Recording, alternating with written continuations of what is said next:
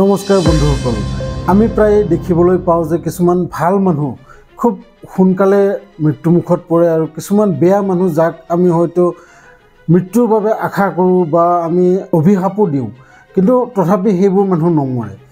আৰু এনেকুৱা কথা মই আচলতে এইবাবে কৈছোঁ কাৰণ দুদিনমান আগতে এটা ঘটনা হৈছিল বেংগলোৰৰ কোপ্পল বুলি এডোখৰ ঠাইত, যি ঠাইত ইজৰাইলৰ এগৰাকী মহিলা আৰু লগতে সেই বেংগলোৰৰে হোমষ্টেৰ এগৰাকী ছেক্ৰেটাৰী আৰু লগতে উৰিষ্যাৰ এজন পুৰুষ, আমেৰিকাৰ এজন পুৰুষ মানুহ আৰু লগতে বেংগলোৰৰ ওচৰৰো এজন পুৰুষ মানুহ সেই কোপ্পল বুলি ঠাইডোখৰত ঘূৰিবলৈ আহিছিল। আৰু দিনটো ঘূৰি ফুৰি তেখেতসকলে ভাগৰি পৰিছিল আৰু ভাগৰি পৰাৰ পিছত তেখেতসকলে নিশা যেতিয়া খাই বৈ উঠে তেতিয়া সেই হোমষ্টেৰ ছেক্ৰেটাৰীগৰাকীক কৈছিল যে আমাক এনেকুৱা এডোখৰ ঠাইলৈ লৈ যোৱা য'ত মানে আমি খুব শান্তি পাম, য'ত আমি ওপৰৰ ফালে খোলা আকাশ আৰু চাৰিওপিনে যাতে কোনো হাই হাল্লা আমি শুনিবলৈ নাপাওঁ, এনেকুৱা ঠাইলৈ আমাক লৈ বোলা। তেতিয়া নিশা ঠিক 10 বাজিছিল আৰু তেখেতসকলে সেই হোমষ্টেৰ যি এৰিয়া সেইখিনিৰ পৰা প্ৰায় 100-150 কিলোমিটাৰমান দূৰত তেখেতসকলে এডোখৰ ঠাইলৈ যায় য'ত ৰাস্তাৰ কাষেৰে এটা সৰু নদী বৈ গৈছে আৰু ৰাস্তাৰ আনটো পাৰে এটা ডাঙৰ বিল।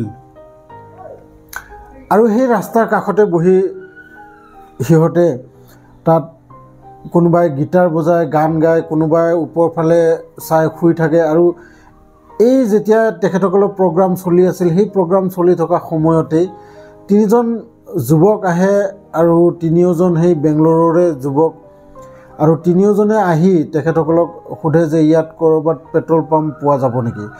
এনেকৈ সোধাত তেখেতসকলে না কৰি দিয়ে যে ইয়াততো কোনো ধৰণৰ এনেকুৱা পেট্ৰল পাম্প ওচৰে পাঁজৰে নাই। তেতিয়া সেই ল'ৰাকেইজনে তেখেতসকলৰ ওচৰত 100 টকা এটা খোজে আৰু 100 টকা যেতিয়া খোজে তেতিয়া সেই মানুহবোৰে, যিসকল আমাৰ ভাৰতত ঘূৰিবলৈ আহিছিল অইন দেশৰ পৰা আৰু লগতে ভাৰতৰে যিসকলে বেংগলোৰলৈ ঘূৰিবলৈ আহিছিল, তেখেতসকলে সকলোৱে না কৰি দিয়ে যে আমাৰ তাত এনেকুৱা কোনো পইচা নাই আৰু আমি পইচা লৈ লগত অহা নাই। কিন্তু সেই 3জন যুৱকে জবৰদস্তি তেখেতসকলৰ ওচৰত পইচা খুজিয়েই থাকে আৰু খোজা দেখি সেইকেইজনৰে এজনে 20 টকা এটা উলিয়াই দিয়ে যে মোৰ তাত এইখিনিয়ে টকা আছে আৰু মোৰ তাত কেছ টকা নাই। এনেকৈ কোৱাত সিহঁতৰ মাজত তৰ্ক বিতৰ্ক হয় আৰু খন্তেক পিছতে সেই ল'ৰা 3জনে এই 3জন পুৰুষ মানুহক মাৰপিট কৰিবলৈ ধৰে আৰু মাৰপিট কৰি থাকোঁতে সিহঁতে এজনক সেই নদীত পেলাই দিয়ে আৰু 2জনক মাৰি মাৰি চুচৰি নি পেলাই সেই বিলটোত পেলাই দিয়ে।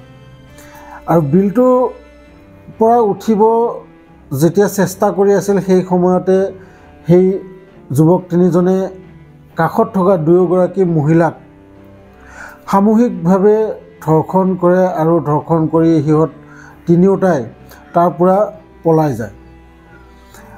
আৰু ইতিমধ্যে এই মহিলা 2গৰাকীয়ে হাই হাল্লা কৰাৰ পিছত ওচৰ পাজৰৰ কিছুমান মানুহ আহি তাত উপস্থিত হয় আৰু উপস্থিত আহি যেতিয়া সোধে যে তোমালোকৰ কি হৈছে, তেতিয়া এই মহিলা 2গৰাকী ইমান ভয় খাইছিল যে তেখেতসকলে ক'ব নোৱাৰিছিল যে তেখেতসকলৰ সৈতে আজি এই নিশা কি ঘটনা ঘটিল, কি হ'ল আজি তেখেতসকলৰ জীৱনত, এনেকুৱা কি তেখেতসকলে ভুল কামটো কৰিছিল আজি এই বিপদৰ সন্মুখীন হ'বলগীয়া হৈছে। আৰু এনেকুৱা নিৰূপায় দেখা পাই সেই মানুহবোৰৰে এজনে পুলিচ ষ্টেচনলৈ ফোন কৰে আৰু খন্তেক পিছতে তালৈ পুলিচ আহিও পায় আৰু অহাৰ পিছত তেখেতসকলক লৈ যায়। লৈ গৈ ভালকৈ সোধা পোছা কৰাত গম পায় যে তাত আৰু 3জন ল'ৰা ফচি আছে, 2জন ল'ৰা বিলত আৰু এজন ল'ৰা নদীত। তেতিয়া সেই বিলৰ ল'ৰা 2জনক উদ্ধাৰ কৰে আৰু কিন্তু এই যে নদীত পেলাই দিয়া ল'ৰাজনক তেখেতসকলে উদ্ধাৰ কৰিব নোৱাৰে কাৰণ সেই মানুহজনক বিচাৰিয়েই নাপায়। আৰু এই গোটেই ঘটনাটো হৈছিল 6 মাৰ্চৰ নিশা 11:30মান বজাত।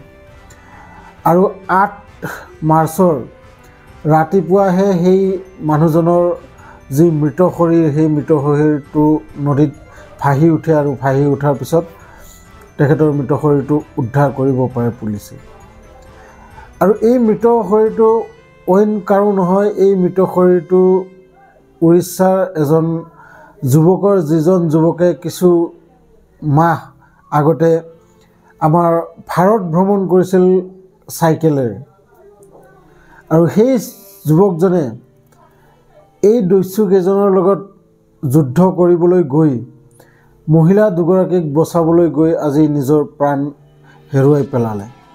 আৰু এইবাবেই মই কৈছোঁ, কিছুমান ভাল মানুহক ভগৱানে খুব সোনকালে ভগৱানৰ ওচৰত লৈ যায়, আৰু কিছুমান দস্যু মানুহ, দুষ্ট মানুহ, যিবোৰক আমি হয়তো মনে প্ৰাণে চাওঁ যে তেখেতসকলে মৰক, কিন্তু ভগৱানে সেইবোৰক কেতিয়াও মাৰি নেপেলায়।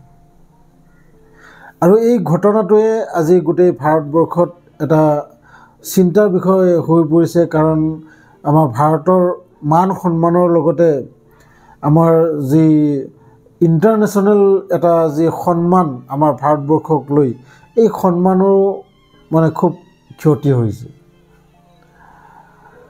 যিয়ে নহওক, ভিডিঅ'টো চাই যদি ভাল লাগিছে লাইক এটা কৰি দিব, আৰু লগতে যিসকলে মোৰ চেনেলটো নতুনকৈ আহিছে চেনেলটো ছাবস্ক্ৰাইব কৰি ল'ব, কাৰণ মই এনেকুৱা ভিডিঅ' আপোনালোকৰ বাবে আনিয়ে থাকোঁ। লগ পাম এনেকুৱাই এটা ভিডিঅ' লৈ নেক্সট ভিডিঅ'ত, তেতিয়ালৈকে ধন্যবাদ।